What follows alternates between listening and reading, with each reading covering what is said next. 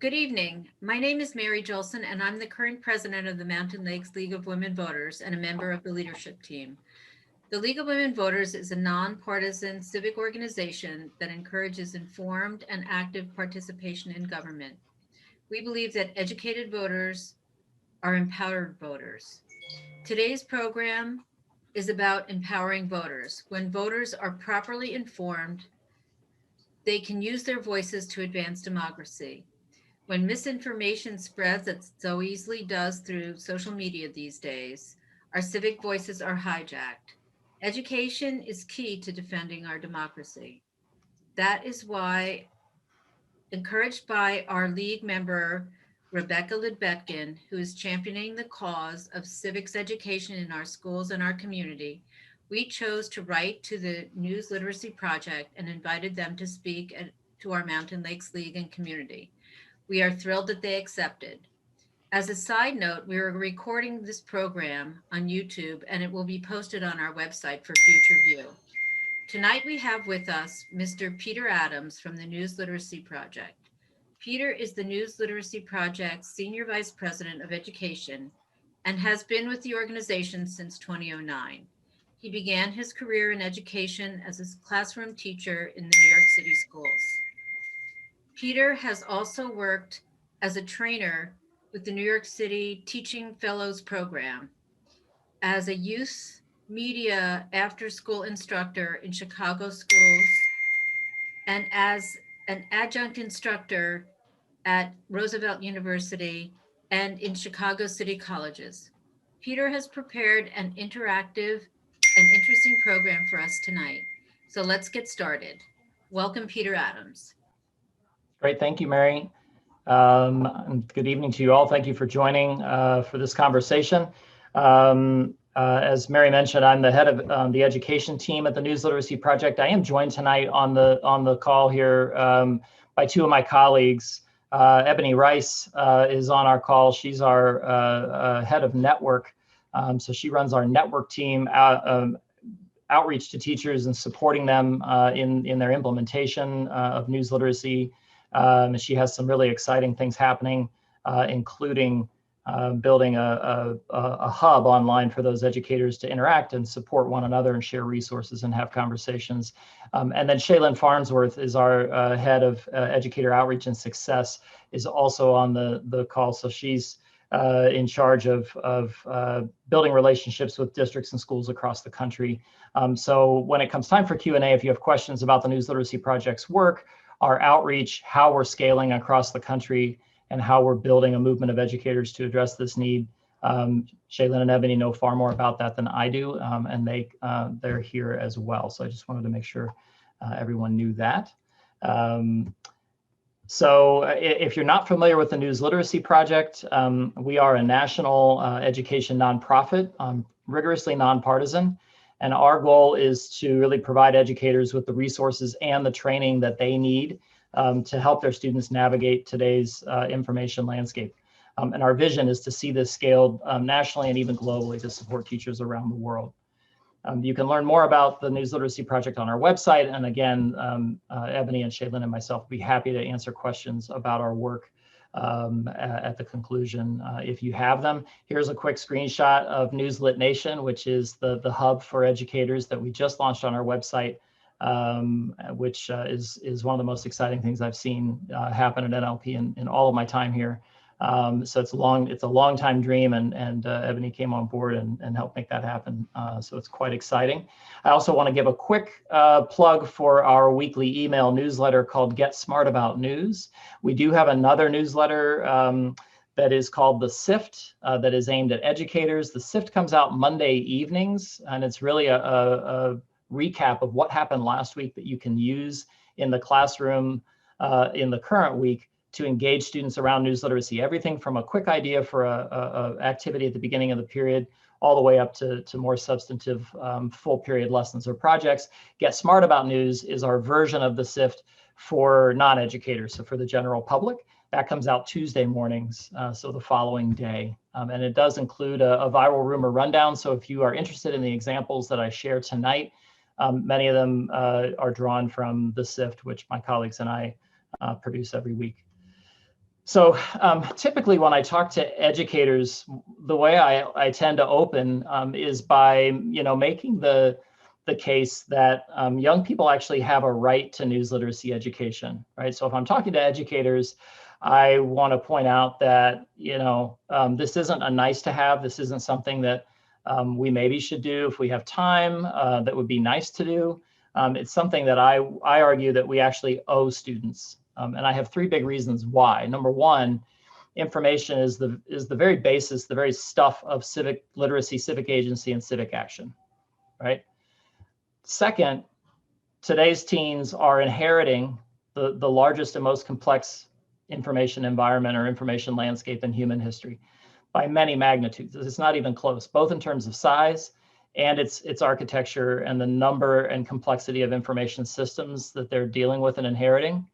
And they didn't build it, right? We did. We kind of oversaw that, and now they're just inheriting this and have to navigate it and have to decide how it should be regulated and have to make that a part of the national conversation and see their way through that. And so third, I think if we don't do this work, if we don't prepare them to navigate and play a role in shaping this information environment and navigating it in a way that's responsible, but also empowering for themselves, for their families, for their communities, that it's fundamentally unfair that we're actually civically disempowering them if we don't prepare them to do this, okay? So some of our core areas of news literacy, have to do with things like filtering through information and differentiating between different kinds of information, learning to recognize ads, understanding the differences between user-generated content and standards-based content. So we'll talk a little bit about that. Also looking at the relationship between information and civic freedoms and the First Amendment, right? Both freedom of the press and press freedoms and the role they play in democracy, but also the role information plays in their lives as they exercise their civic freedoms and become civically engaged. An important, offshoot of that is recognizing misinformation and avoiding it, detecting it, warning others, and also evaluating credible information, right? Including, the quality of journalism or how journalism can be better. There are lots of robust conversations there, and we want to make sure students have a way not just to access those, but to join those conversations. And finally, to really understand the information systems and architectures that guide their lives, how social media platforms operate, what their business models are, what their community standards are, how their algorithms work, and how algorithms more broadly sort of guide our online experiences in really helpful ways, but also in some troubling ways. So for all of you, I think, as perhaps mostly non-educators, I want to start, with the point that of the civic role that information plays, right? So information drives our decisions. It's the basis for the decisions we make in our lives, and our decisions are the basis for our actions, right? What happens if misinformation sort of intrudes in that first step is that we start to make, less authentic, less empowering decisions and take less authentic civic actions, right? Those things get redirected, often in strategic ways, by a range of actors, and we can talk a little bit more about that as well. But I want to start, this first part, just looking at some of the misinformation that circulates across the information landscape and really underscore how complex and how tricky all of this is. And I think, anyone who spends any amount of time online has a decent sense of that already. This was posted on March 2nd. I don't know if any of you saw the golden Trump statue that made an appearance at CPAC this year. Shortly after that, this picture emerged, and it drew quite a bit of outrage online, quite a bit of mockery of Trump supporters, of CPAC attendees, of evangelicals, but it's a doctored photo. This is an old photo of Trump from January 2020 at a convening of evangelical supporters who did pray with him and over him, and somebody just swapped out Trump's image for the image of the golden statue. And that circulated online. The golden statue is real. It was on display in the merchandise hall at CPAC this year. There are also doctored headlines. So photos are doctored. I think everybody knows that Photoshop and other editing softwares that, that are very accessible and easy to use are a thing. It's sometimes hard to remember to be skeptical of those, but it's also important to remember that it's even easier to edit text, right? And so it's very easy to take a screenshot like this, block out the actual headline, and to create a doctored or false headline. And so screenshots of news coverage with no link to the story is a red flag. And screenshots of other things like tweets are also something to watch out for. We'll talk about that in just a minute. Here's another doctored image, a doctored photo. This circulated in late February, shortly after the Mars rover landing, but also on the anniversary of Bruce McCandless's first untethered spacewalk, which was in 1984. And this, allegedly is a photo of McCandless. It's a stunning photo. It's dramatic. The contrast there is amazing. Anybody in the chat, or if you want to turn on your mic, have any idea what might have been doctored here? Feel free to use the chat or to just turn on your mic. We're a small group.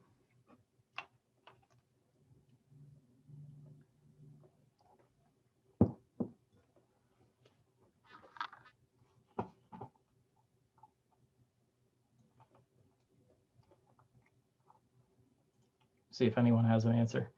Yeah, distance away from the shuttle. He's a little small. He was actually pretty far. I'm not sure they shrank his image to make him look further away, as Emily shared. It's actually the mountains at the bottom. That is, they're stunning and fake. The authentic photo, let me pull it up here, was this. All right, so he's further from Earth. That shot wouldn't even be possible floating in zero gravity. That was more like an aerial shot of a mountain range from an airplane that was cropped and sort of blended in to look, dramatic. But stunning content gets engagement online, right? And there are lots of reasons that people do that. We'll talk more about engagement bait like that in a little bit. Here's another type of fake. This is a fake tweet. So shortly after Ted Cruz went to Cancun for part of a day and came back after he got criticized and captured on cell phone cameras, and said that he was just accompanying his family while Texas was struggling with unprecedented cold weather. This tweet emerged, right? And Reza Aslan, who's a public figure, lots of followers, tweeted again a screenshot of the tweet. So there's no link to the tweet, saying this is a real tweet. So I would argue that's a red flag, right? When people say this is real, this is legit, I would say, why are you saying that? But second, it is an image of a tweet. And so often fake tweets like this circulate, and this is a fake. They circulate with the claim that it has been deleted, right? Ted Cruz tweeted this, but deleted it. Or he tweeted this in 2016, but he went in and took it out, deleted it from his account. And you'll notice the date. So it's really sort of this attempt to make him look hypocritical. How ironic is this? He went to Cancun and his state is dealing with this crisis, and he says he doesn't believe in climate change, and Texas has frozen over. It's too perfect. You can check if for deleted tweets from public officials using a website from ProPublica called PolitWhoops. So if you do see a claim that someone has deleted a tweet, or if you just see a claim like the one I just showed you about Ted Cruz, you can go to Cruz's Twitter feed and isolate that date, September 2016. If you don't see that tweet, you can check PolitWhoops. If Ted Cruz never tweeted and deleted it, it won't be in PolitWhoops, and you'll know it's a fake. You'll know it's a fake. There are lots of very easy to use, very scarily easy to use fake tweet generators online that let you choose a theme, choose a profile picture, choose a name. So you can mimic anyone's profile. You can make them a verified user. You pick the date and time. You pick the number of likes. You can pick the number of retweets. So it makes it very easy, and it produces a JPEG, right? It produces an image of a tweet. But again, it will never produce a link to the authentic tweet because it never existed. So screenshots of social media posts and screenshots of news stories, when they circulate, are always a red flag, always something you want to check out further. I always have to caution educators when they're talking to teens to not have them use these tools, but it's important that we all know how easy it is to produce something like that, right? This is also why fake tweets always have the same engagement metrics. They'll always have the same date and time and the same number of retweets and likes, no matter where you see it online. If it were authentic, it would be captured at different times in different time zones, and those numbers would vary. So the takeaway here is that images of screenshots or images of text are really not evidence of much, because it's so easy to manipulate them, and they're always worth checking out further. In this case, if we just open a Google window and searched Ted Cruz, I'll believe in climate change when Texas freezes over, Google's algorithm even filled it in for me. You can see in my results, Reuters, USA Today, PolitiFact, Snopes, all quickly, I don't even have to click, I can see this is a fake tweet. So taking 5 seconds to Google something, doing something that Stanford researcher Sam Weinberg and Sarah McGrew, his research partner, they're termed lateral reading, which is a big thing that we're trying to also help teach, is a great habit of mine. Just pausing, a quick Google search, check the comments under a social media post to see if anyone's flagged it as false.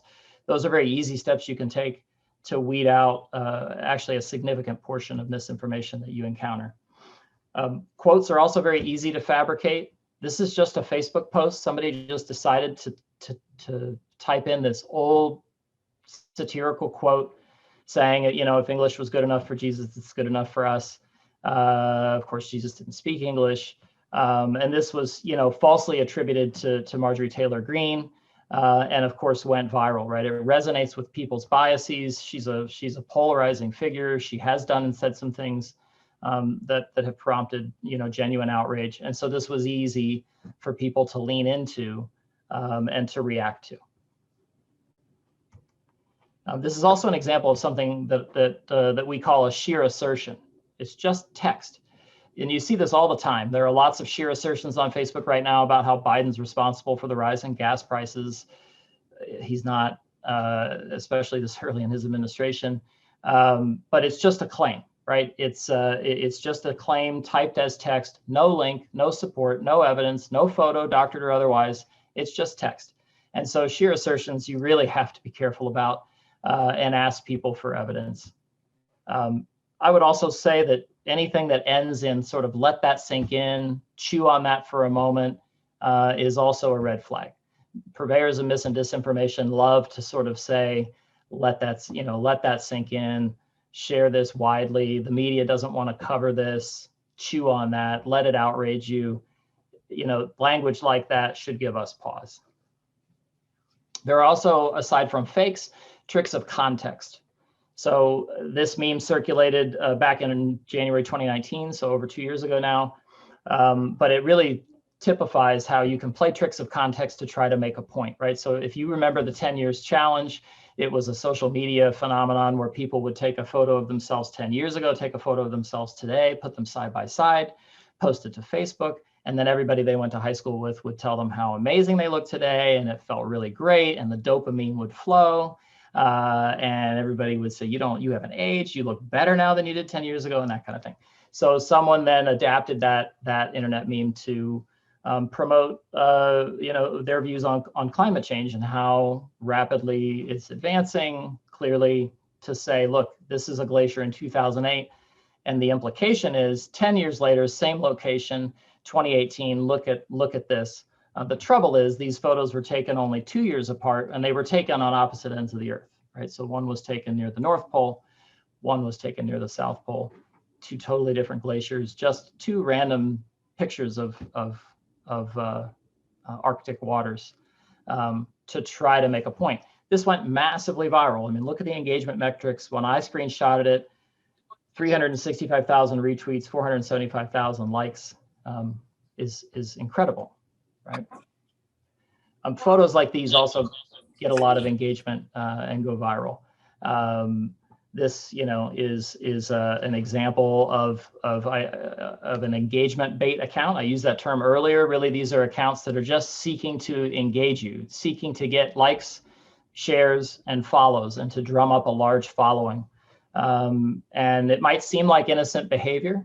In this case, this is a toy bunny, so that's a plush toy bunny. looks real, looks adorable, easy to copy off of Pinterest or wherever you found it, throw it on Twitter and get lots of likes and retweets. And if you do that enough times a day, over the course of weeks and months, you can build a large following. In this particular case, this account was able to build, a following of 1.3 million people on Twitter. It's an extremely valuable account. You can actually sell your Twitter account then, right? Your username and password, turn the account over to someone else, and they can put it to whatever purpose they want. They can rename it. They can come up with a new handle. They can use it for political propaganda. They could use it for, an Iranian disinformation campaign, whatever they want. Or in this case, this person was also selling basically posts to 1.3 million people. That's a large audience, a large potential audience. And they were selling the opportunity to post a message to their audience. So that was their motive here, right?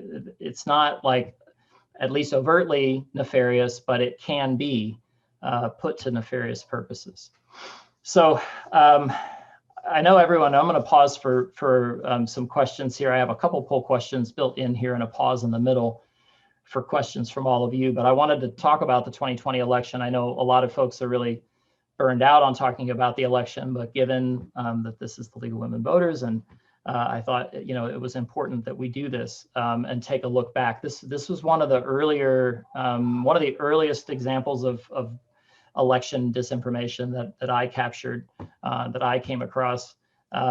These were actually sample ballots from Allegheny County. In fact, if you just zoom up on this image, you can see they're from Allegheny County, but they circulated to say these are mail-in ballots sent to the same person. And the implication is this person could vote twice. So first off, they're not authentic mail-in ballots. They're sample ballots you could print out at home. And second, even if someone did fill out 2 mail-in ballots, if you know how elections work, the second vote would invalidate the first, right? And if you mail in a vote and go in person, the same thing would happen. So there were lots of these rumors that just might have been in good faith or might have been passed along in good faith. Clearly, this was somebody created this intentionally as a piece of disinformation. But misinformation, which is inaccurate information that's just spread incidentally, not necessarily with intent. This could have been, shared by lots of people who were alarmed at this, who didn't understand that A, this was a fake, but B, even if it wasn't, it's not a cause for concern. Here's another sort of text-only claim that starts with a very reliable good friend of mine, another red flag, just finished poll worker training. And this warning that if anybody writes anything on your ballot before they give it to you or put it in the voting machine, any kind of check mark or star or R or a D, it disqualifies the ballot. This is actually inaccurate in a lot of states. A lot of states actually do have election workers write on ballots and could cause massive confusion at the polls. This circulated in a number of states and has different iterations. But if you Google that phrase or one phrase out of this text-based post, you'll find other examples of this all over the internet. I mean, this is an example of something that folks call copy pasta or copy paste viral rumors. So they're very easy for people to copy and paste. So the nickname of this in internet parlance is copy pasta, and they spread across the internet because they're very, very easy for people to either encounter in their own feeds, but more often in partisan groups, social media groups that are not public, but closed groups that they encounter these. People will post these and say, spread this everywhere, people need to know. And if it comes from your friend and they're saying that a very reliable good friend of theirs by association, that's an attempt to build trust, right? So if it's your close friend that you went to high school with and they're saying that their friend just finished poll worker training, they're kind of vouching for that person, but this is an anonymous false claim. Lots of rumors like this as well. This is just, video of someone taking papers that look like ballots. They could be sample ballots. They could be things you print out from the internet, throwing them in a bag and lighting them on fire. And this video went massively viral. It bubbled up. This is sort of a bottom-up trend. Somebody posted this. Somebody else retweeted it, an influencer retweeted it, and then Eric Trump saw it and massively magnified it to millions of followers. And this is just, somebody, again, burning paper in an anonymous location, undisclosed. We don't know who they are. This is not evidence of voter fraud, but this is somebody engineering outrage. And these were, later proved to be sample ballots. People took stills of the video at certain points and analyzed the text on the actual ballot, and they didn't have the same barcoding that authentic ballots would have, as you can see.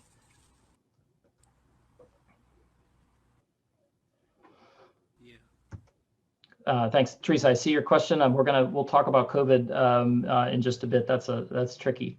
In Delaware County, rumors like this emerged where, pictures of election workers. There were lots of live feeds of election centers. Election workers were transcribing votes from damaged ballots and throwing them away. Somebody only needed to see an election worker throw a piece of paper away, and they would accuse them of fraud. Sometimes, election workers were getting death threats. One election worker in Georgia had to go into hiding. These are very reminiscent of a well-known example that circulated around the midterms back in March 2017, as the midterms approached about 2016. So the claim here is that this is voter fraud in Illinois in the 2016 presidential election. I don't know if anyone notices anything, or if you encountered this, what your thoughts might be. Feel free to share those in the chat. But there's someone looking away, and the claim is that they look quite almost ashamed, and that these are Democrats somehow stuffing ballot boxes. And the researcher I mentioned earlier at Stanford, in the Stanford History Education Group, Sam Weinberg, showed this to several thousand high school students, something like 3,500 high school students, and found that in a report called Student Civic Online Reasoning, and that's hyperlinked in the presentation. And Mary, I'll send you a PDF of that so you can share it with folks. Found that 52% of high school students said that this video was strong evidence of voter fraud in Illinois. Right? This is an out of context video. It is actually voter fraud in Russia. So it's a video of people stuffing ballot boxes in Russia. And if you reverse image search some of the images out of that video, you can get to the original coverage, and that video is elsewhere online. But more than half of high school students felt like this was solid evidence of voter fraud. Only 3 out of more than 3,000 could find the original source of the video. So for all the talk about digital natives and how students are growing up with platforms and can do things that none of us know how to do, or they're teaching their parents or grandparents lots of things about using the internet responsibly and well and efficiently. If they can't do that, that's also very troubling, right? And if educators can't help them do that, how can we expect students to know? Lots of other things out of context. This sort of Nazi salute, allegedly at a Trump rally, was actually a moment where people raised their hands. He asked people to raise their hands who supported him, and people were chanting Trump, and some of them were holding up cell phones. And you can see the moment here, hands will go up. So cropped and out of context, yes, they looked like Nazi salutes. Actually, people were saying 4 more years as part of that. And so caught at one angle, that looked feasibly like a Nazi salute, went viral. It again, tapped into people's confirmation biases as well. Right, so a quick poll. I wanted to see how many folks in the room here saw posts about destroyed ballots in your feeds during this past election season in 2020. How many people encountered stuff like that in the wild? So if you could just vote by letter in the chat, just give us an A or a B, or if you don't remember, C, just to get a sense here, and then we'll still capture those questions that are there, so don't worry about that.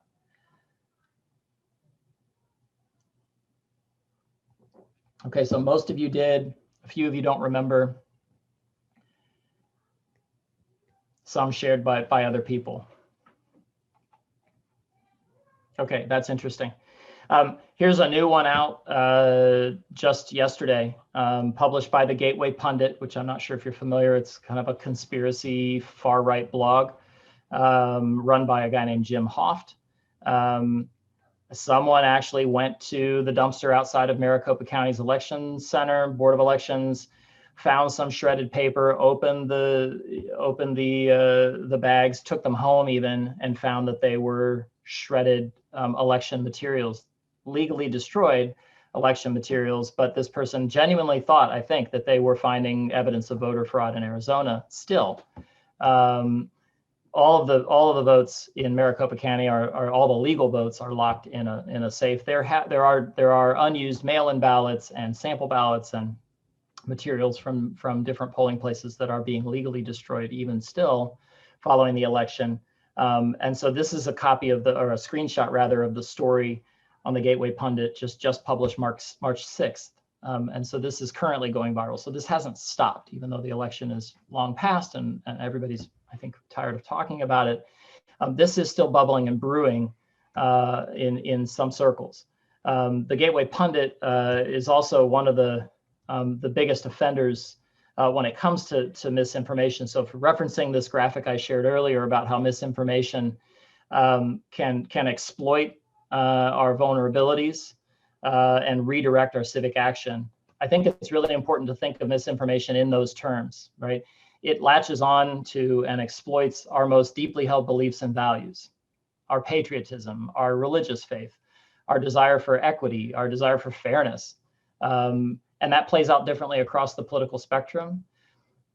But misinformation, elicits a strong emotional reaction that causes us to sort of short circuit our rational thinking. We don't think things through. We're reacting gutturally, often leaning into things we feel are true or already believe are true or hope are true about someone we strongly dislike, somebody we strongly like.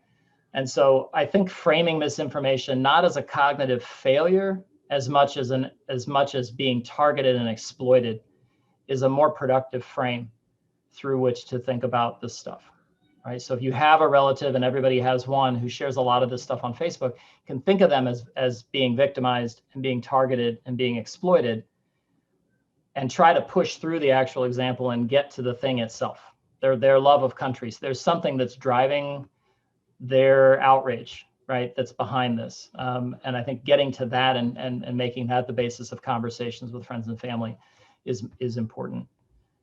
And then, as I pointed out earlier, and as Mary sort of mentioned the same word in her introduction, misinformation then also causes us to make different decisions based on false information or baseless information or misleading information, and then to take civic action, which is the result of manipulation. So it redirects our civic action away from authentic civic action toward something that's manipulated, if that makes sense. Back to the Gateway Pundit example, just a side note, the Election Integrity Partnership, which was a consortium of researchers from Stanford, from the Atlantic Council, and others, published a report just last week called The Long Fuse, and it was they digested a body of election-related misinformation, and they had some key takeaways I thought would be interesting for all of you. First off, compared with 2016, the overwhelming majority of election misinformation shared in 2020 was domestic in origin, whereas 2016 had a significant amount of Russian disinformation. And I saw the question earlier about Russian disinformation. It is very hard to tell. It's very hard to tell the origins of things online and to get to the original provenance. What Russians did in 2016 was seed hyper-partisan forums with falsehoods, with manipulated images, with false claims, and then let those domestic actors do the work of spreading and amplifying from there. All they had to do was seed it, and they did it on the right and the left. They also created Facebook groups years before the 2016 election, built up a following, and then mobilized those groups around the 2016 election. So they did other nefarious things. But Mary asked, how can we tell when something is Russian? It's extremely difficult to trace. It took Facebook giving the government and the intelligence community access to data that showed like these were posted by people whose IP addresses were coming from here. Facebook also, by the way, took payments for political ads about American politics from Russia in rubles and let those run on Facebook. So Facebook's not an innocent actor in all of this. They should have absolutely known and seen this coming. But after this sort of came to light, the only way we really know as much as we do about 2016 is that Facebook kind of opened up its data for select folks, for key researchers and for the intelligence community. But Facebook is really opaque. It's very hard to know. Second, there was this trend of individual incidents, like somebody going out in their backyard and burning sample ballots and saying they're burning ballots for Trump, that formed and that coalesced into narratives. Trump ballots are being destroyed, that coalesced into full-on conspiracy theories, that there is an actual conspiracy to destroy ballots. And that just became conventional wisdom. So as those either misunderstandings, misunderstood actions of election workers, staged ballot burnings, as people found shredded sample ballots, somebody at a wedding found shredded ballots in the garbage, and found out that venue had been a polling center in Oklahoma. And they genuinely thought, apparently, that those were destroyed legal votes, and they weren't. So as those sorts of incidents piled up, it just became conventional wisdom among many folks that something fishy had gone on, right? When in fact, every single one of those incidents was explained and disproven. And so that was a major trend. This happened both in a top-down fashion and a bottom-up fashion. So influencers sort of crafted stories and narratives and pushed them out, but those things also bubbled up organically and then got amplified up. And then finally, repeat spreaders were very important in 2020. These are kind of like the social media influencers of the disinformation world. They were really committed to spreading election disinformation, and the Gateway Pundit was one of the most active among them in this study. They traced a lot of disinformation back to that site, and so it's definitely something to keep your eye out for when you're online. So let me pause here. I answered Mary's questions about Russians, and I'll mention just COVID a little bit for Teresa, and then I want to make sure I give everyone else a chance, to add some questions here. We'll pause again at the end, just because I know that was a lot to take in, and I'm moving pretty quickly. So Teresa, when it comes to, COVID-19, I mean, that has been another sort of evolution of misinformation. The earliest COVID-19 rumors were false cures, phony ways to diagnose yourself or clear yourself, rumors about what direction to wear your mask, your medical mask, blue side out or white side in, things like that. And then that morphed to conspiracy theories about the origin of it. Those merged with existing conspiratorial communities. So there's a conspiracy community that 5G wireless technology is a mind control attempt. The same rumors circulated about 4G and 3G and other satellite technologies. And the 5G folks sort of got active in COVID conspiracy theories, saying 5G technology was a way to activate the virus and, really outlandish things like that. And then just lots of misunderstandings about, how it spreads, what the dangers are, and then about masking and government mandates to wear a mask and things like that. So the best thing to do with COVID is to just turn to, a set number of sources, right? Find a local source you trust, a local health department and a local news source that's standards-based, a state authority, and then the CDC, the WHO, and really try to limit everything else you hear about COVID. It was a kind of misinformation perfect storm for a very long time. That's kind of calmed down now as well. Emily asked if there's a way to detect that a picture or a headline has been photoshopped. Yes, you can do what's called a reverse image search of a photo. So that photo of Bruce McCandless, you can copy the URL of the image, or if you use Chrome, you can right click and select an option called Search Google for Image. And what that does is actually search Google for that pixel pattern for that photo, because digital photos are just an arrangement of pixels of different colors, right? And the higher the resolution, the more pixels. It turns that into a pattern and says, where else online can I find this pixel pattern? And you can get back to some of the original images that way. If it's a headline, you can search Fox News and that headline. And if it's been fact checked, the fact check should come up. If you can't find that headline published by Fox or anyone else, that's a big red flag, right? And again, it was a screenshot of a Fox story instead of a link to it. And then finally from Heidi, said she heard this evening that Russia is sowing disinformation about the COVID vaccine. Yeah, actually, Russian information operations seek to divide and exploit all American divisions. So they will look for any apertures, anything that is causing division and polarization in the U.S. This summer, they were very active, and in 2016, they were very active in flaming the fans of racial tension, and they're very active during the Black Lives Matter protests over the summer. And so, yes, I think absolutely are less interested in an information operation that causes people not to get vaccinated and more interested in causing Americans to fight about vaccinations. They want people to fight about mask mandates. They want Americans to, to come to blows in Walmart about whether to wear a mask, or that's the kind of division that they're seeking to sow. And it just to create doubt in institutions, to undermine trust in institutions. That's generally the Russians' goal, and most information actors, they're foreign information actors. So I hope that helped. So the point of all this, and the point of some of our work, is we really try to sort of get students to push past this notion of everything being fake news, which is a really opaque term. It's overgeneral, and then it became sort of weaponized and politicized, and to push through to at least some other kind of terminology, right? Some other nomenclatures: manipulated content, fabricated content, imposter content. This is built on the work of a woman named Claire Wardle, who founded First Draft. It's an organization that supports journalists, especially in covering mis and disinformation and understanding that beat.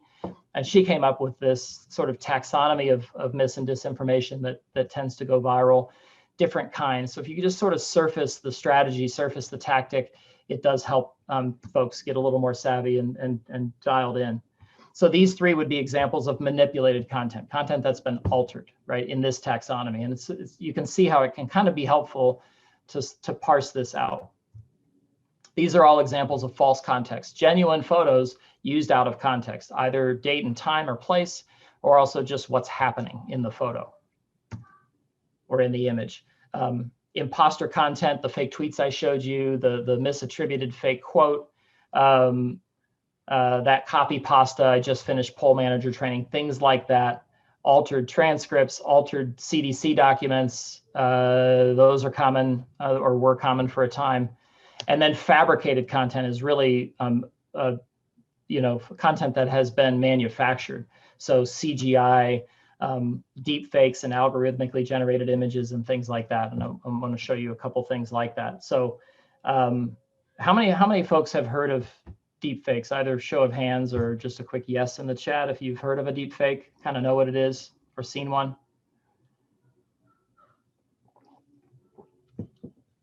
So some of you have, some of you haven't.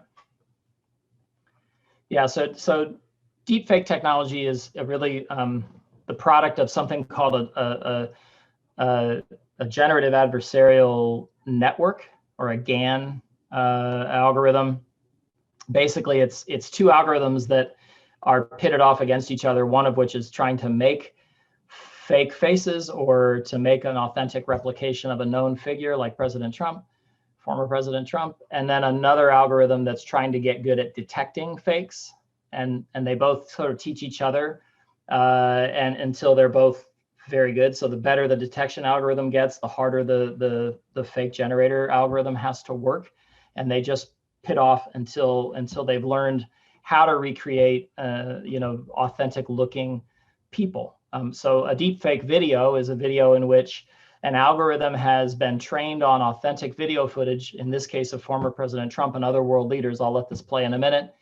And it can produce mouth movements and facial movements. It memorizes how their muscles move in their face to create authentic looking, but algorithmically generated footage of their face. So this is mapped against actual footage of President Trump, but his face is being manipulated and used by an algorithm that's just recreating a Trump-looking pixel pattern, if that makes sense, in motion. So, and they can also do this with voices, so to replicate someone's voice pattern. So let's let this play for just a second.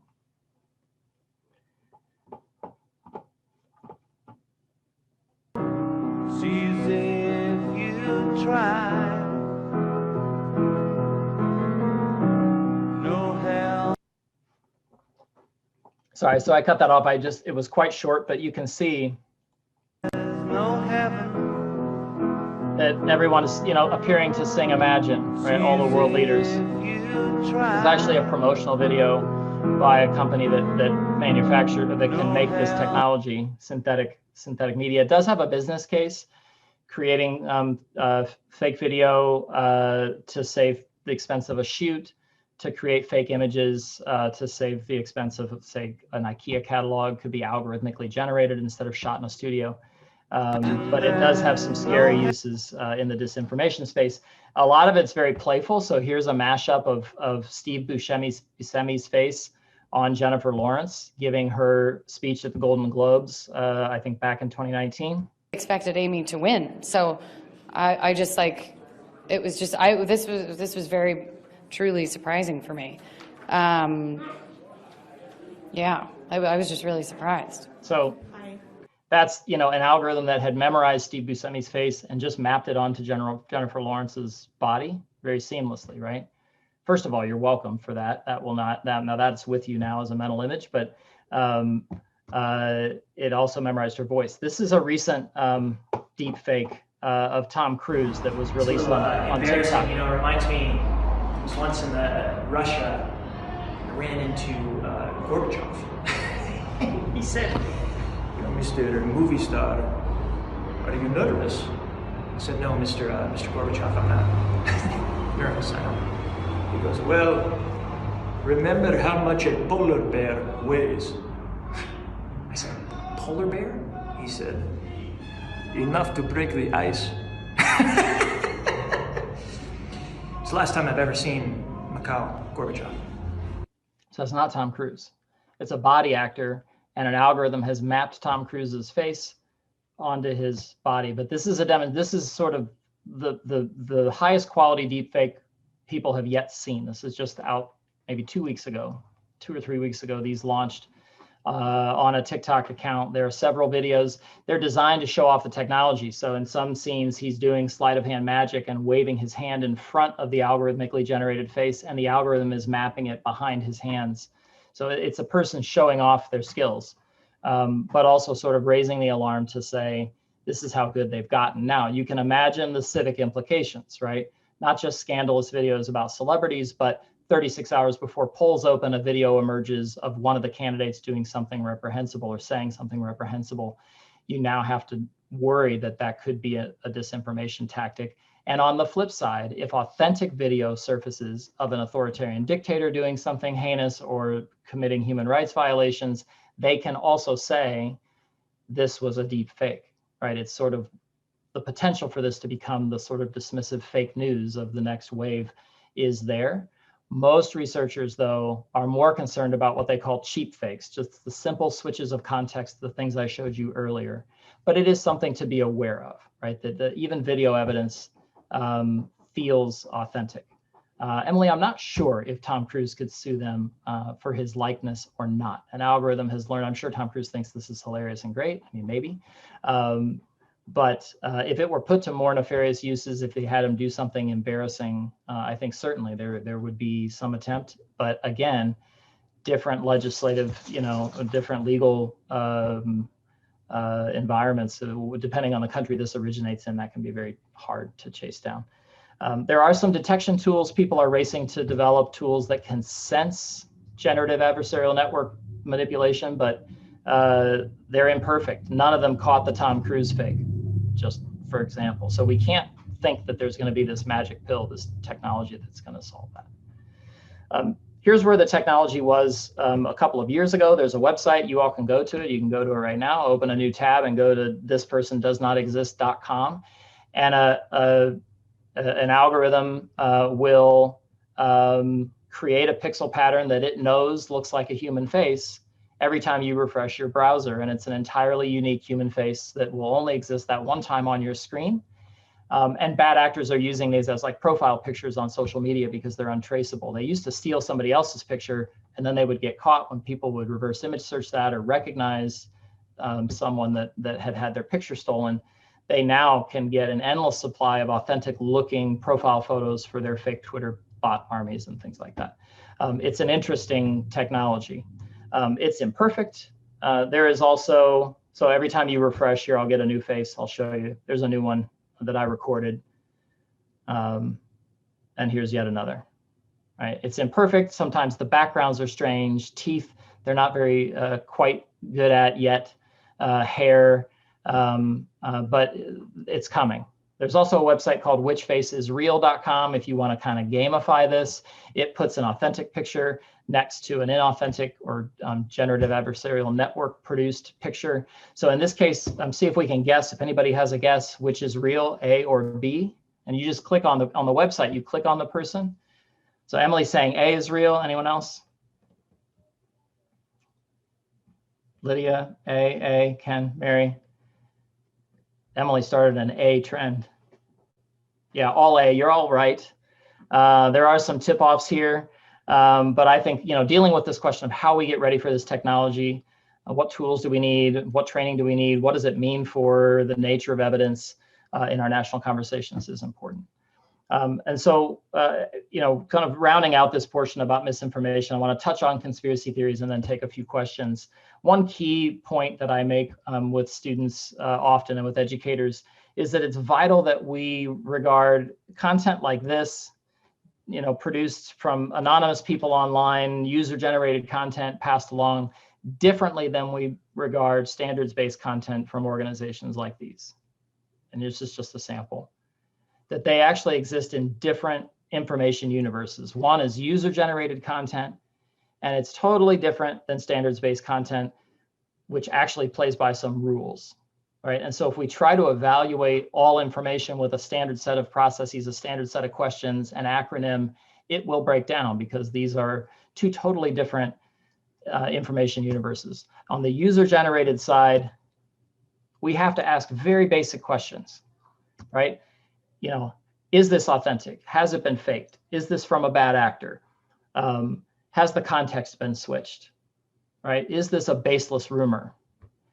Can a reverse image search tell me anything? On the standards-based side, there are some rules. It doesn't mean that they're perfect, but in general, we can trust that the photos haven't been doctored, that the context hasn't been switched, that sources haven't been made up. But we have to ask much more nuanced questions, right? Is this really a newsworthy story? Is this worth amplifying? Does this serve my information needs? Does it serve my community's information needs? Is this story still developing? Do I need to watch it before I form conclusions? Do I perceive any bias? How is this sourced? Is it fair? Is it inclusive?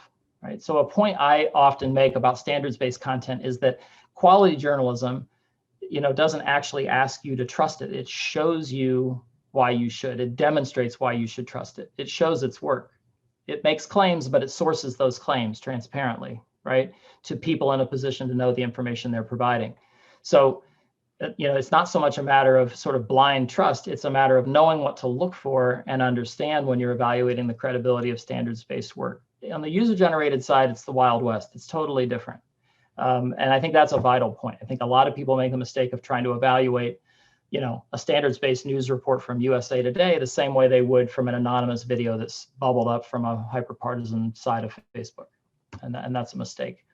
You could even add a third column, an unknown source, and how to sort of get to the bottom of that, because everybody's, encountering sources that might look standards-based, but they're actually not. There are a lot of, fake news organizations. And then there are a lot of news organizations that are legitimate, but they're like a local, small, digital-first outlet across the country or around the world that you're not familiar with. And so, again, a quick Google search for the name of the source goes a long way, really common sense steps like that.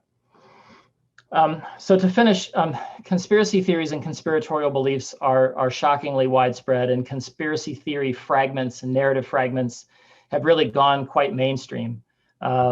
So this was just the other night, Oprah's interview with Meghan Markle and Prince Harry.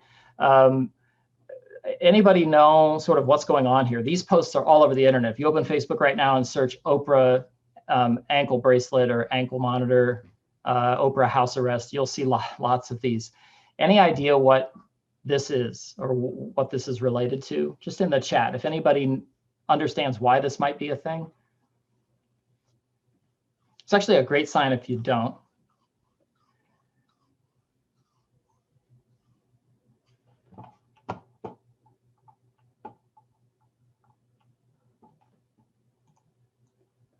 Great, and yes, I see, Teresa, I see Coach Fusco's question. Let me just touch on this real quick, and then we'll circle back for that. The lump in her boot is just a fold in the leather of the boot, it turns out. But this is a fragment of the QAnon conspiracy belief system, or the QAnon mass delusion, however you want to think of it, and that posits that, you know, a cabal of high-powered politicians and Hollywood celebrities are satanic, cannibalistic, you know, abusers who run trafficking rings in secret, and that Trump was elected to sort of expose all of this. And Oprah Winfrey is allegedly, you know, part of it in their reality. So this is actually part of a conspiracy theory. I just sort of rephrased that poll question for all of you. Another faction in QAnon actually think that Oprah Winfrey was a fake, was a CGI creation. So that's sort of similar to deep fake technology, and you can see how that can go very wrong in a different way, or maybe in an unexpected way. But there are still people out there who believe that Trump is still actually president. He's just hiding out, that Biden is a body double, that Biden is a fake, that the plane Biden takes is not actually Air Force One. Air Force One is actually any plane the president's on. And a number of different planes sort of serve that purpose for different trips. But, you know, posts like this that sort of make the claim that Biden's not really an Air Force One because he's not really president, or videos like this one that circulated of Trump getting out of Marine One. This was accompanied by the claim that this was just the other day in Switzerland. And because he's on Marine One, that means he's still president. So this was a big QAnon video. This is a mashup of video from 2018 and 2020 when Trump visited Davos. And so it just became very convincing for people, but it was a simple switch of context, right? But these are often not recognized as conspiracy theories, or not recognized as QAnon, and they suck people in. They find an entry point, and people start to search about Trump still being president, and then they get wrapped up in all of this, you know, baseless content masquerading as evidence, and they get sucked down a conspiratorial rabbit hole. And conspiracy theories are easy to sort of mock or make fun of, but actually, you know, they're incredibly common. A large percentage of the American population believes that there was a conspiracy to assassinate JFK, and on down the list. So these are some common ones that are out there, and they have kind of merged over time, and lots of them have converged around COVID-19 conspiracy theories. And just to sort of round out this touch on conspiratorial thinking, you know, it is appealing to folks because it does, conspiracy theories provide them with a very simple story, and a very simple interpretation or way to see through a complex or difficult situation or problem. And they present a kind of good-bad dichotomy, a very tempting view of the world when it's much more shades of gray and much more complex. They also meet people's unconscious psychological and emotional needs, their need for community, their need for sense making. We're evolutionarily programmed to look for patterns to make sense of the world around us. It satisfies those things. And it provides a sense of community. You know, new parents who are struggling with a health difficulty in their child stumble into anti-vaccination conspiracy groups all the time, and they find a community that will embrace them. And the same thing is true of QAnon, and support them. And they also play to our natural cognitive biases, right? So I mentioned our natural habit to try to make sense of the world, but also to recognize patterns. Those patterns can seem remarkably like evidence, even when they're random patterns. We also have a tendency to want big explanations for big events. So it's very hard for us to believe that a mutation of the coronavirus that we can't even see caused all of this. It's much easier for people to believe that something massive caused this massive global shutdown and pandemic. It must have been a world government. It must have been, you know, governments collaborating. This must have been hatched in a lab. That's something called proportionality bias. That's also very common. So here are some of the numbers. The belief in conspiracy theories in the U.S.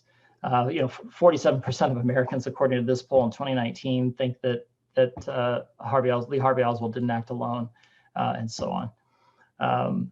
And so finally, one other thing that we really do as an organization is try to underscore the importance of teaching students about the standards of quality journalism and how to use them.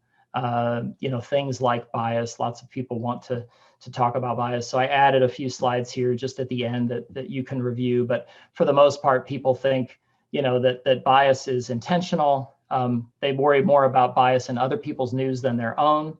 And people think bias is a major problem, but when you ask them what counts as bias and who decides, everybody's fond of saying something leans left or something leans right, but who decides what leans left and what does that actually look like? I think those conversations tend to break down. So we developed a lesson that really tries to give some structure to that conversation by introducing types of bias and the forms they take. So, partisan bias is only one kind of potential bias in straight news coverage. There's also the potential for corporate bias or journalists sort of leaning into what they perceive to be a big scoop. And then what that actually looks like in coverage, it can take the form of a lack of fairness. It can surface in the tone and language choices. It can surface in the way a story is sourced. So really helping students have a more nuanced understanding of that issue so that they're empowered to critique news judgment to critique news coverage in more accurate ways and speak back. So a lot of the work we do is around helping them understand these standards and empowering them to help make journalism better and stronger in their communities and play a more productive role in their lives. We kind of warn folks away from media bias charts. They kind of tend to break down and oversimplify some of our thinking about different sources. And there are some pitfalls. For example, this particular ranking system, All Sides, puts Zero Hedge, which has published some really unreliable information pretty consistently under anonymous bylines as leaning right, whereas it puts the New York Times as leaning left. And the concern here is that people think if they get one news source from this category and one from that category, they're all good. And Zero Hedge is really nothing like the New York Times, not nearly as reliable and not nearly as standards-based. So there are some pitfalls there. And I just left some key points about bias in the deck. So when you send the PDF, I thought that might be a helpful punch list because it is such a hot topic and something that folks all want to chat about. So I know I've been going on for a long time. I want to make sure that we leave some time here at the end of the evening for questions. I can start with Coach Fusco's question. I hope I said your name correctly. He asked earlier, with so many young learners loving these types of technologies and technological developments and spending large amounts of time on TikTok and other sites, how do you steer them away from these cheap and deep fakes?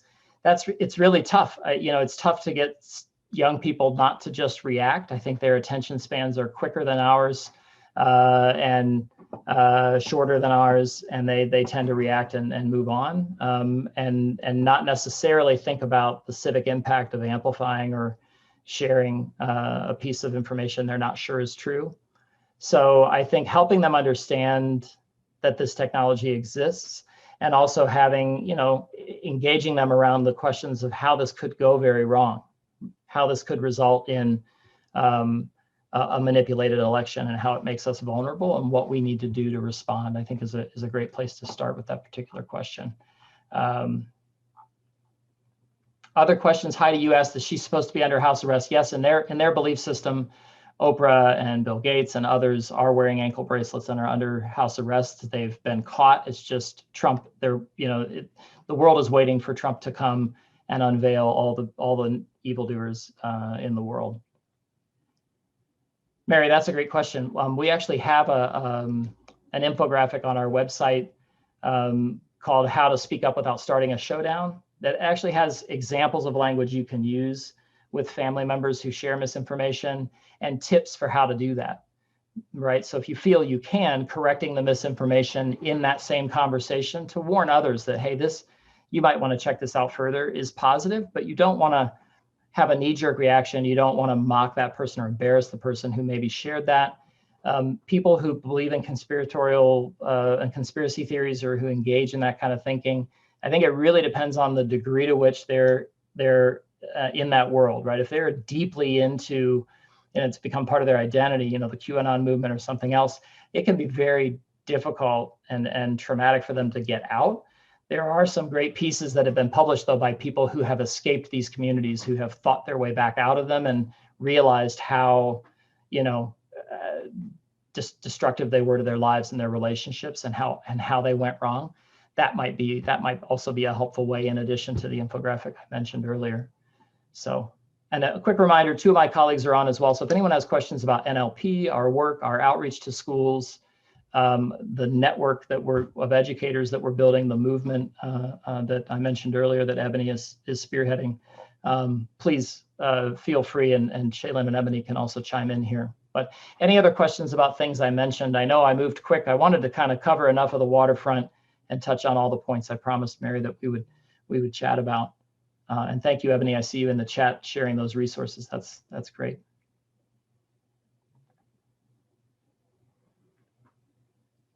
And you can chat questions if you're able to turn on your mic. You can. Ken, I don't know if you meant to raise your hand, but you can certainly ask a question now. Yeah, can I ask a question? I'm using my husband's, I guess, login, so I'm Ken. Oh, hi. It was actually Amy. I have a question about, fact checking and, fact checking news sources. So you try to Google the headline and then you Google like the news source. Yeah. And I hate to sound like conspiratorial, but I guess with the way like journalism is, because they might write the most sensational headline and, any fact checking comes later, but what people will always remember is that first headline. Like, I'm not sure that just because it's printed that it's also trustworthy. Is that a terrible way of saying it? No, I think you're right. I mean, so the example I gave with the Ted Cruz tweet, I did a quick search, and in that instance, I should have been clear. In that instance, I could tell that a number of reputable standards-based sources, fact checkers, and news outlets were all saying the same thing about this Ted Cruz tweet. So I at least knew enough to know, hey, it's highly likely this is fake, because I have 5 different standards-based sources all saying it, and I can see that from the headline. But you're right, reading headlines is not a replacement for news. I would say if you feel that, a news outlet is engaging in sort of clickbait style headlines, right, which is to get your attention, but it doesn't deliver on that in the body of the piece, that's a mark against that news outlet. So if you're finding that headlines are misleadingly written, I mean, it's important to remember that reporters generally don't write their own headlines. Those are written by editors and others often. But that said, it should still reflect what's in the piece if they're a responsible news outlet. News outlets are vying for everybody's attention like everyone else. So they do walk a fine line between a really good, engaging headline that makes you want to click on the piece and something that's overly sensational and clickbait. And that's a line we all kind of have to draw for ourselves. And you're right, just because it's in print doesn't mean it's true, but that's why the presence of those standards that, and learning to recognize when those are in action, an attempt to be accurate, an attempt to be fair, evidence that they verify information before they publish it. If they do make an error, they should own it, be accountable, correct it. Those are all signs that, you should watch for. If an outlet pushes falsehoods and don't correct, demonstrable errors of fact and don't correct them, that's a really bad sign. And to do that repeatedly, you should move on and not trust them. But, read broadly across standards-based outlets that are aspiring to the standards I named is the best way forward. Teresa, yes, I think an effort to appear unbiased. Actually, that in that slide, or I'll jump back to it because we're close enough. One of our types of bias is a bias that we call neutrality bias, but this is also sometimes called false equivalency. So, this is an important point. Being unbiased and being neutral are very different things. So you don't want to be neutral. If your coverage is neutral on the question of the efficacy of vaccines, or whether climate change is happening and it's a threat to the planet, or if GMOs are safe to eat, that's actually not unbiased coverage. It's highly misleading coverage. You don't want to give those two sides of, it's not an open debate. the overwhelming amount of evidence, the preponderance of evidence and expertise is on one side of all of those debates. And you need to reflect that in accurate, unbiased coverage. If you try to be neutral on those questions, that is actually a form of bias in our view. So being unbiased and being neutral are very different things.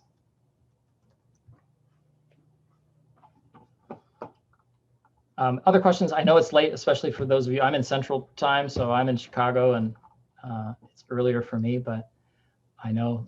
Peter, one of the things, educators are constantly battling is this upgrade of technology. We kind of hit on it before. Yeah. It's very frustrating. I mean, a simple thing like, years ago, Wikipedia, just was the information kids could get. Now Googling everything, it's hard to get them, to cite a credible news source or just to cite a source is a challenge for incoming high school students. But how do you, because we're constantly catching up in education because the kids are so far ahead.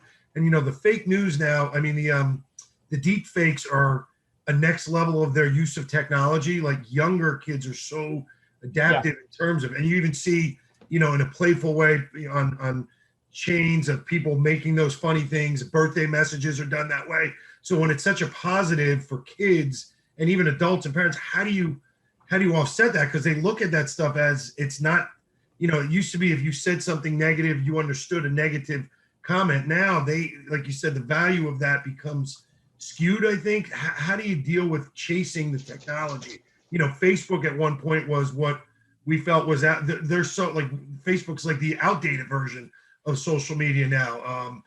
How do you kind of keep up with that? How do educators deal with that? In education, we're always purchasing things and we're like getting them by the time we get something. Someone else is like, flying ahead of you.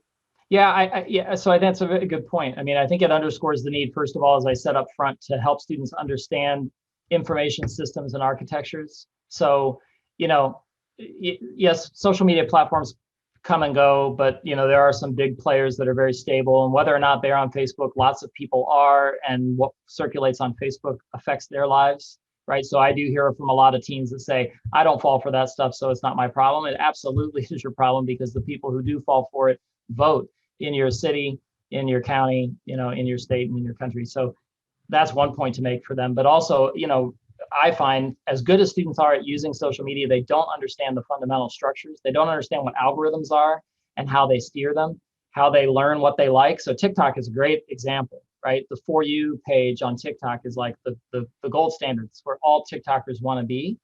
And TikTok learns what you like by memorizing which videos you watch more than all the way through, and which videos you watch on a loop over and over again. And it's learning like, oh, this person likes recipe videos, so I'm going to serve them more recipe videos. So helping them surface the activities of algorithms, start with TikTok, because all teens love TikTok right now, to get at algorithms. But the lesson there is predictive algorithms, suggestion algorithms, how they learn, how they suggest things, ways in which that's helpful, ways in which that's useful, but also ways in which that can go very wrong.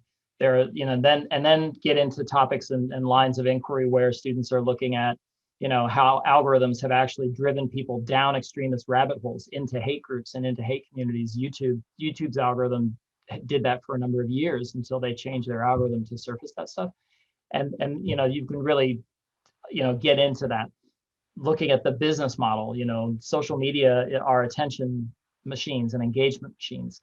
They use those algorithms to keep you on platform for as long as possible. So all of us, I'm sure, have gone to Facebook to look at one thing and stayed there for about 90 minutes, right? Watching the next video, seeing something that the algorithm surfaces, like, oh, I know you like this musical artist. I know you like this comedian. I know you like these kinds of videos, whatever they might be. We all have our like YouTube vices, right? But by keeping you on platform, it's getting to serve you many more ads than you were going to get served to start with, right? And that's their business model. Facebook doesn't want you to leave Facebook. They want you to keep scrolling. They want you to find the next awesome thing. They want you to connect there, but they don't want you to leave, because the longer you stay, the more ads they serve, and then there are lots of things you can do by helping students understand how Facebook and other social media companies are monetizing what they learn about you. So you can buy a very specific demographic slice, like an ultra specific demographic slice, using Facebook's ad tool. And just spending $5 on Facebook and buying an ad with your students can be like mind-blowingly elucidating to how they're using that data they collect. So things like Yeah. that. I hope that helps.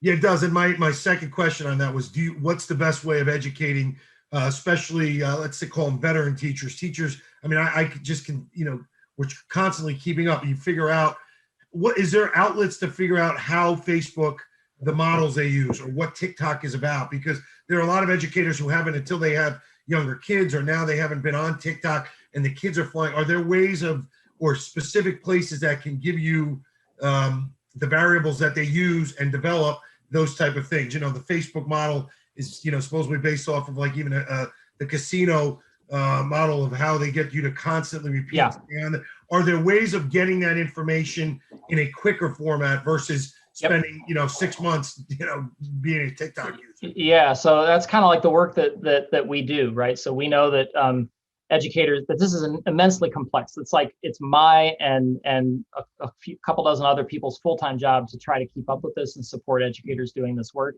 Shaylin included and Ebony included, who are on the call with me. So we've developed one, something we call the Checkology Virtual Classroom, which is our online virtual classroom. It lives at checkology.org. Shaylin and her team do an amazing job supporting teachers using that. And Ebony's network, sort of teachers supporting each other using that. That's our premier resource. We have 14 lessons there, including a new one about conspiratorial thinking. We have a lesson all about bias that really walks students through that. And educators learn a lot who use it, they tell us. So it is a PD experience in and of itself, but then it also gives them a way to tackle these topics with their students. And then everything else we do, PD in schools, we have a whole PD team. And then the newsletters I mentioned, the SIFT, really tries to help educators stay current, because educators don't have a fighting chance unless we support them. And that's a lot of the work that we do. Awesome. That was great. Thank you. Appreciate it, Peter. Absolutely. Can I add something, Peter? Yes, absolutely. Hi, Ebony. Hi, everyone. As Peter mentioned, my name is Ebony Rice, and I work with Peter at the News Literacy Project. And I thought that question really spoke to the heart, as Peter mentioned, of what we do. And so I wanted to just let everyone know we've been plugging some resources and some things in the chat, but really what we're endeavoring to do with the network that Peter referenced online is to give educators an opportunity to support each other, to continue to have this conversation, but also to help us and others create resources and tools that will support you in your learning and also in your teaching. And so this question about TikTok and this question about how teachers can kind of understand and learn what's some of the things that are going on and some of the newer technologies. There are conversations about some of these things that are happening in the forums, and we just want to support teachers, as we know that some of you are already thinking about these things, you're already having these conversations, you're addressing them with other educators. And so we want to create a community where you can communicate with one another and support one another and have these conversations together, because we know that if one teacher doesn't know, there's another teacher that does. And where one teacher has started to create lesson plans concerning news literacy education, others can really benefit from that. So we wanted to allow you to share in this way there. So I wanted to mention that, because I think some of the questions that you're having, these are things that we're wrestling with as well, and we're working every day to support you in. But there are also really amazing educators on the ground who are also thought partnering and solving some of these these problems. So I encourage you to just check it out and learn more about the community, so that you can continue these conversations every day from other people who are doing the work with you. Awesome. That's great. Thank you. Sure. Thank you. Absolutely. Okay, I think we probably should wrap up now because it's getting late, but that was a lot of great information on misinformation, Peter and Ebony and Shaylin. That was wonderful. Thank you everyone for coming, and thank you so much to you, Peter, and to your team, Shaylin and Ebony.